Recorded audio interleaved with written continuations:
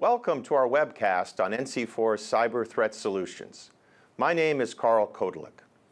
NC4 has been in the cybersecurity market for over a decade and has recently announced the acquisition of a well-known automated threat sharing solution called Soltra. We have a few announcements regarding two new Soltra-based solutions. But first, let's introduce our guests for today. Joining us here in Los Angeles studio is Jim Montanino, the CEO of NC4. Next to Jim, we have Mark Clancy, founder and CEO of Soltra. And joining us from Washington, D.C. is John Cohen. John served as acting undersecretary for the intelligence at the Department of Homeland Security. He's also a regular national security contributor for ABC News. Also in D.C., we have George Johnson, an NC4 cyber strategy executive. Mark and John are both working with us here at NC4 to help shape our direction. Welcome, and thank you, gentlemen, for joining us. First, let's set the context of our main topic today. Jim, please tell us about NC4's concern for critical infrastructure companies. Thanks, Carl. Before I do that, we've been really pleased to have been getting the advice for a while now from John Cohen and now Mark Clancy. We also have been getting the advice from an individual named Sean Franklin, who unfortunately couldn't be here today. Sean recently retired from American Express, where he was the vice president of cyber intelligence. He served on the board of the Financial Services Information Sharing and Analysis Center, the FSISAC, and he was on the steering committee for the automation working group, a lot of which was Soltra was the result of that work. So Sean unfortunately couldn't be with us today, but you'll be hearing from him on future NC4 updates. To answer to your question, NC4 has had now over a decade helping organizations be aware of and respond to threats, both physical and cyber, that might impact the critical infrastructure or other entities. And how do we do that? We operate what we refer to as NIMCs, so NC4 International Monitoring Centers. We operate a couple in the United States and one overseas. And where our analysts are working away 7 by 24, understanding the threats that might impact business or government operations. They use a lot of sources of information. They identify something that might be an incident or a threat. They geolocate it, they characterize it in terms of severity, and they summarize it and they track it through its conclusion.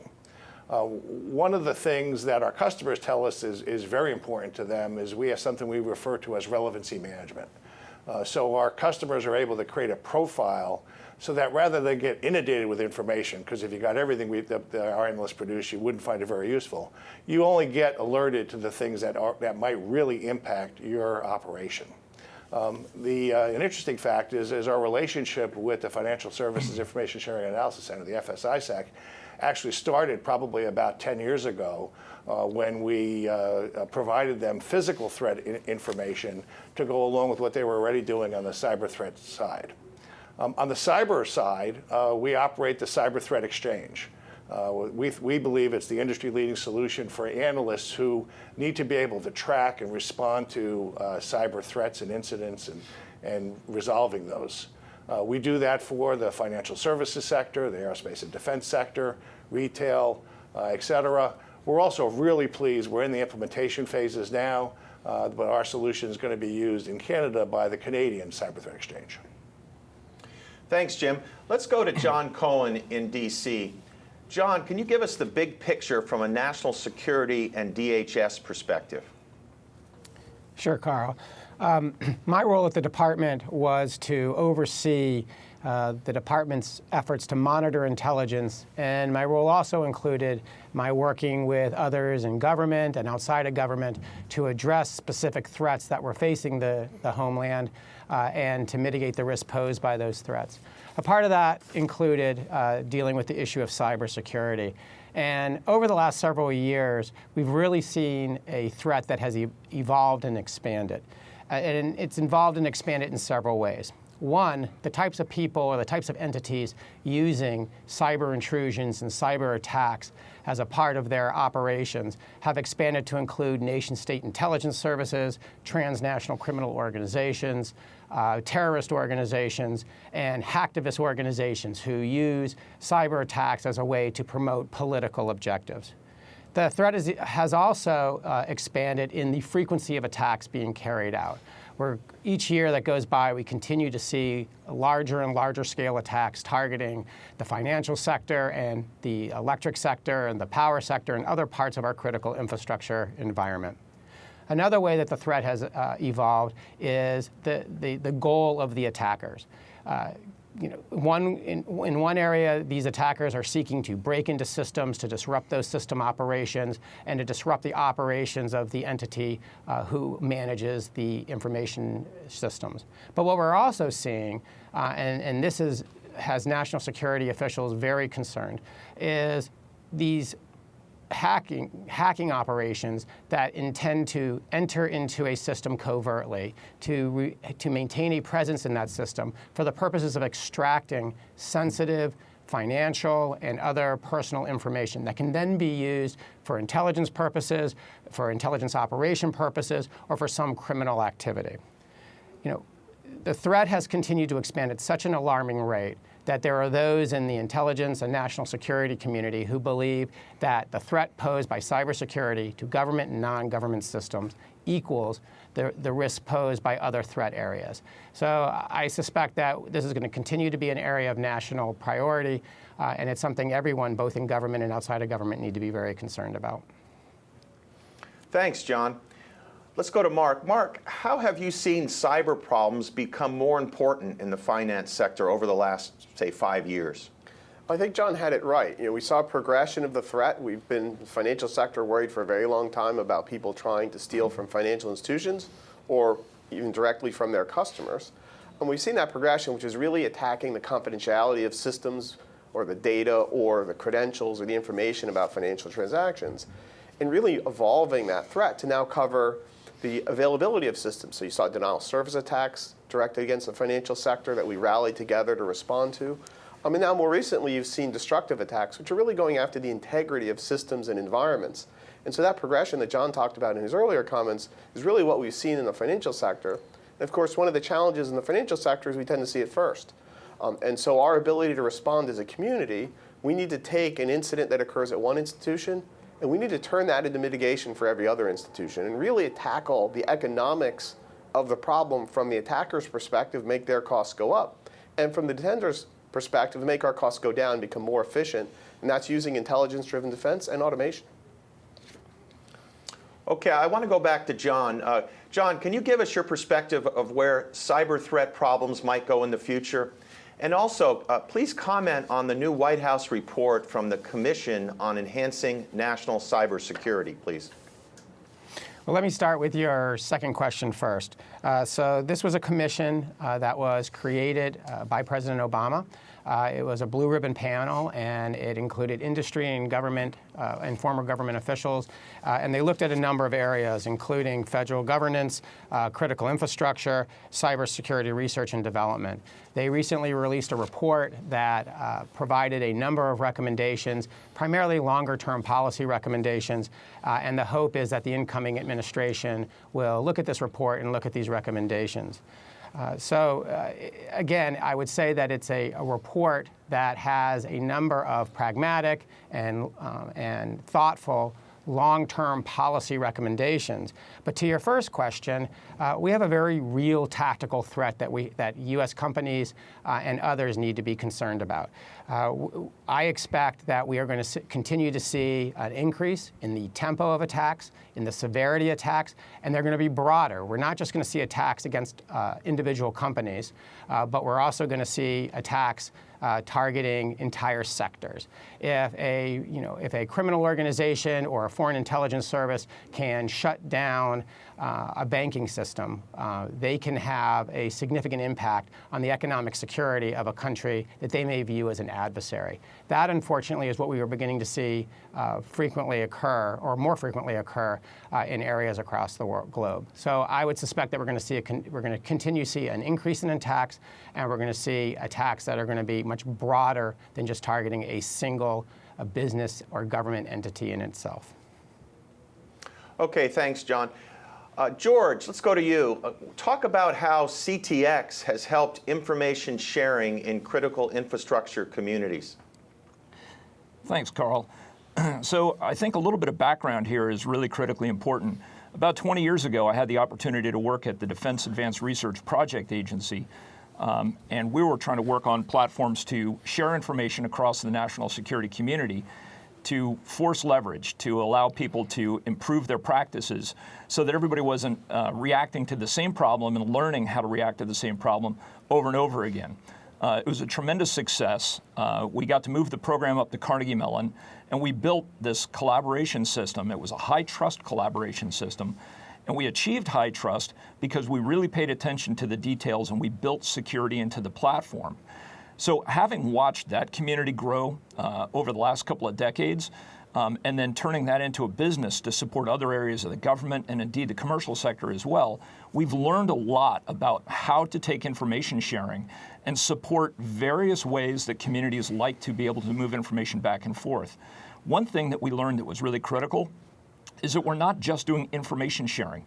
We're helping organizations share very sensitive information with each other, kind of sharing secrets, if you will. And that's an important difference because you have to have very high trust in a platform before you get to that level of sharing. And we've seen that as being the principal and first hurdle that you have to overcome to get different businesses that are normally competitive to come together and share to protect their entire infrastructure. And that's going to be a key critical step in moving the United States forward and protecting the overall infrastructure. Because, every company has got thousands of applications in their environment, and the attackers are going after those applications. But no one company can protect all of those, can defend all of those. So sharing the information about how to do it becomes central and critical to defending our entire infrastructure. So John, what about the government? What are they doing to push or encourage information sharing? Well, as George mentioned, information sharing is key, and information sharing between government organizations and between government and the private sector is key as well. And they're looking to share information that's ranging from broad threat type information to information regarding malicious code, suspicious IP addresses. And Congress passed an act, the Cyber Information Security Act. It mandated certain types of information sharing. It mandated, or it led to the creation of something called the automated indicator sharing effort that DHS is managing. But let's be honest, information sharing, particularly between government and private sector entities in this area has been challenging. And there's a lot of concerns that it's not where it needs to be based on the current nature of the threat we're facing. So this will be an area where I think, one, the incoming administration and Congress will focus a lot of attention and try to apply more pressure to DHS and others to facilitate greater information sharing. But I also think that it's an area where industry is going to have to care for itself to some degree so that they can overcome some of the bureaucratic obstacles that currently exist in government and secure and make better, more safe their networks. Okay, well, we'll be talking more about how NC4 will be supporting the DHS AIS cyber threat sharing program later on. But for now, let's talk about Soltra and the recent Soltra acquisition. Mark, give us a background on how Soltra got started and what problem it was trying to address. Thanks, Carl. So Soltra was started when I was actually the Chief Information Security Officer at the Depository Trust and Clearing Corporation. And I went to my team and said, you know what, I need a database to put all this threat data we're getting from great sources like the FSI SAC and Homeland Security and FBI and others so we can figure out if we've actually looked at it and see if this has happened in our environment. And what we realized really quickly is our problem was not a lack of data, although for years we've been saying we need to share more, was the fact that we couldn't use the data we had. And it came in various forms. It was in emails and web pages and PDF documents. And what it really lacked was structure. And so we went and looked for a method to describe the threat data the way we thought about it, such that a human analyst could understand it, but more importantly, the machine could also process it. We found this effort going on that MITRE was working on for the Department of Homeland Security called the Structured Threat Information Expression, or STIX. And so we decided to build our internal solution using STIX as the foundation. And it has components like indicators, things you go look for in your environment, facts. But it also had the higher level context. What's the motivation? What were the tactics being used? Who was the bad guy? And we looked at that standard as it was being built. We said that represents the problem when we think about it. So we started building our in-house solution. And the second thing we learned was that everybody else we worked with had the same problem, right? They needed a way to take this data and create efficiencies around it. And so we started partnering in a working group in the FSISAC around security automation. We actually had 125 firms trying out the software when it was really just a prototype. And that led to a conversation that the industry had, the financial sector had, where the Financial Services Roundtable convened a summit. It was called the Joint Trade Cybersecurity Summit. And a bunch of the bank CEOs said, what's something we can do to really be a game changer for our sector? And the project that was put forward was really, taking this idea, this volunteer effort, and really productizing it, making it a commercial-grade solution so that large portions of the sector could adopt it. And what's happened is we've had over 2,400 companies in actually 75 countries and 20-plus industries adopt the platform as a way of exchanging the technical data, but providing that content and structure using the STIX. Okay, Jim, tell us about NC4's recent acquisition of Soltra, and what does it mean for current Soltra users? Well, first of all, NC4 is thrilled that the Soltra team and the Soltra products are now part of our CTX, or Cyber Threat Exchange, family of products. From a support perspective, NC4 has always prided itself on the support we provide our customers. And I'm pleased to say that the Soltra customers will be experiencing the same level of support that they have, and hopefully even better in the future. I've now personally met all of the folks who are delivering support to the Soltra family, and rest assured, I think you're in very good hands. We're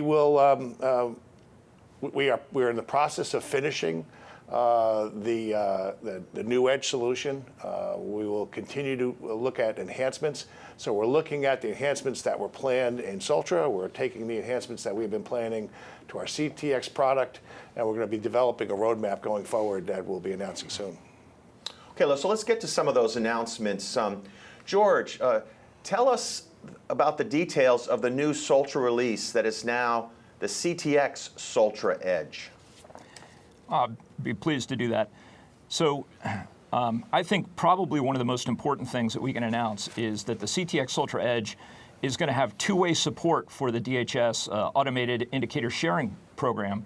And that is an advancement that the industry can really take advantage of quickly to be able to interact with the government, not only to just receive the data, but to be able to share back with the government. And that's really going to cement in what the government wants to do with that kind of an outreach program. Additionally, the full support for STIX and taxi is really critical. Soltra was the first one out there. They created, they took what was a standard and turned it into software and really changed the industry's perception and drove the industry on that. So that's just really important. Improved performance and security. So as a commercially supported product, clearly we've got a product support team and a product security point of contact. We're going to be offering, all the classic, the hot fixes, the upgrades to the product. So it will indeed have enhanced security as it moves forward, enhanced performance. We already have a lot of these things underway, and a full support package. So now, as people are trying to implement these kinds of solutions, they want to be able to get value for it. We're right there, hand in hand with our customers, giving them full support. So I'm pleased to announce that on December 19th, we've got the 90-day trial product that you'll be able to come and get. You can install it, run it for 90 days. And I'd also like to announce that if you are a current user and you're finding value in it, we're starting off our program with, Soltra Edge is going to be a $15,000 program starting on March 15th of 2017. But until then, we'd like everybody to be able to take advantage of an $8,500 offer for beginning to use our product early and getting involved in it. But by December 19th, we are indeed going to have a new version out, and we'd love everybody to come and take advantage of that. Okay, I want to hear now from Bill Nelson. Bill is the CEO and president of the FSISAC, and he couldn't join us today, but recently he was interviewed by Tracy Kitten of Bank Info Security. So let's listen to a few of his comments about NC4's acquisition of Soltra. I bought one of their services about 10 years ago. It was a risk center service, more on physical security alerts, incidents happening around the world. It could be terrorist attacks or even major weather events, earthquakes, tsunamis, those types of things. And we would get notified immediately. I remember one of the examples we used was one of our members was flying to Mumbai and was changing planes in London. He got an alert from us through NC4 15 minutes after the Mumbai attacks had occurred, the terrorist attacks that occurred a few years ago.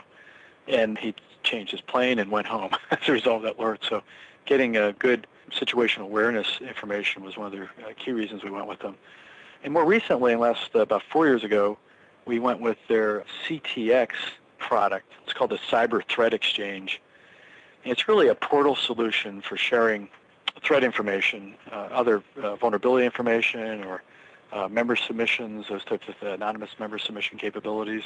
So we decided to go with their portal and implemented that 4 years ago, and it's become fairly customized for us and actually several other sectors and government users too. NC4 does have a lot of capital to back them up. They are in a good position. I think this integrates well with their product line. I mentioned the Cyber Threat Exchange. Having an automated solution to interface that, I think, would really build a great product, and we're very excited to be part of this transaction. Bill, how would you say that this acquisition will help to take Soltra Edge to the next level?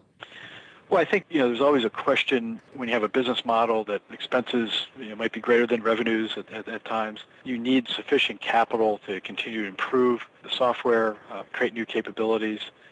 And NC4 has made it clear that they want to look beyond the current version, including Soltra Edge 2.9 is what they're want to work on now. And that was really going to be scrapped if we didn't move forward and wound down. But now the wind down's off the table. They have a roadmap for the current and future to continue to support Soltra and creating new capabilities. It's really going to be up to them what those capabilities are, but at least they plan to listen to customers. One of the customers that they will be signing up will be FSISAC. We're happy to be in that role and transition from an owner to a customer. So we will be, of course, advising them on how we see this broad-scale applicability of Soltra and Soltra Edge in the future, how we might be able to help them help define requirements, because we are supporting a cyber threat repository for our members. And we want to continue to do that, and we'll need Soltra help to do that. Yeah, so let's talk a little bit about that. Bill, how will the FSISAC's threat intelligence repository, which relies on Soltra Edge, be impacted by this acquisition from NC4, if at all? Well, the good news is it would have been impacted if we had wound down Soltra, but now we look forward to the NC4 relationship, getting support. So I think it's really good news for FSISAC members, Soltra users, and of course continued maintenance and support for our repository. I forgot to mention too, it's also good news for working with Department of Homeland Security, their automated indicator sharing initiative, the AIS system. We recently signed an agreement to move forward with that. From a technical standpoint, we really need Soltra support to make that work. I know Soltra spent a lot of time in the last several months working with the DHS AIS team to make sure it met our needs. So to have that continued support going forward, I think is an exciting development. Okay, we want to thank Bank Info Security for those audio comments. So George, tell us about the free version of CTX Soltra Edge.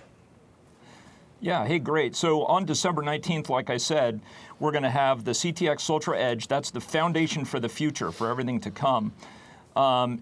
In January, we're going to have some more announcements, but we are going to have a limited edition that we want CISOs and their teams to be able to use. It's not going to be the full version, but it is going to maintain and be a free version that people will be able to install and find value in. And we're going to make more announcements about that as we come, but that should be out by March 15th of 2017. Okay, great. Any other comments about the new Soltra product line?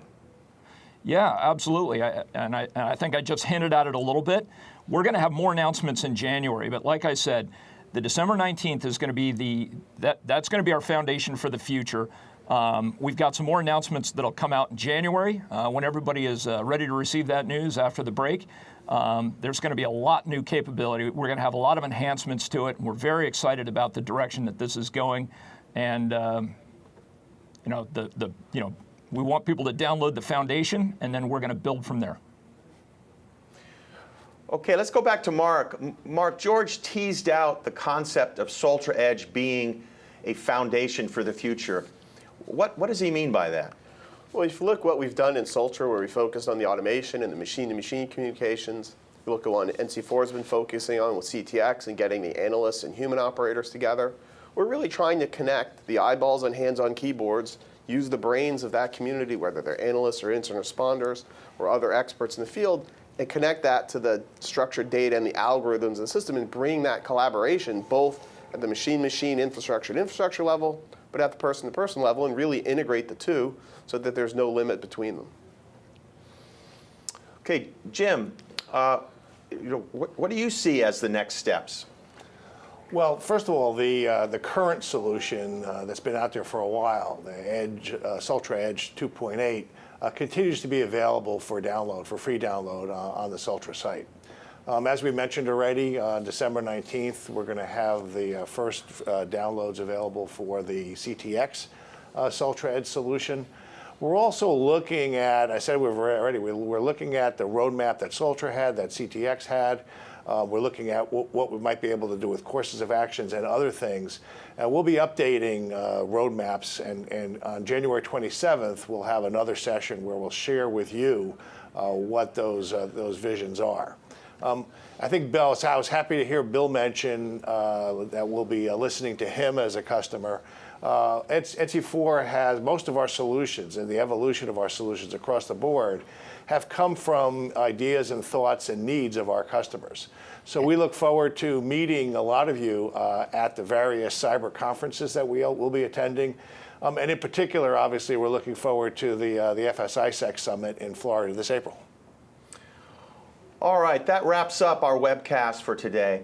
I want to thank John Cohen and George Johnson for joining us in Washington, D.C. And of course, like to thank Jim Montenino and Mark Clancy here in Los Angeles. Stay tuned for more NC4 cyber updates in the weeks and months ahead. For NC4, I'm Carl Kodelik. Thanks for joining us.